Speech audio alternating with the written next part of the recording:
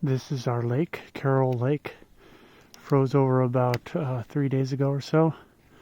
The ice is currently about 2 or 3 inches thick.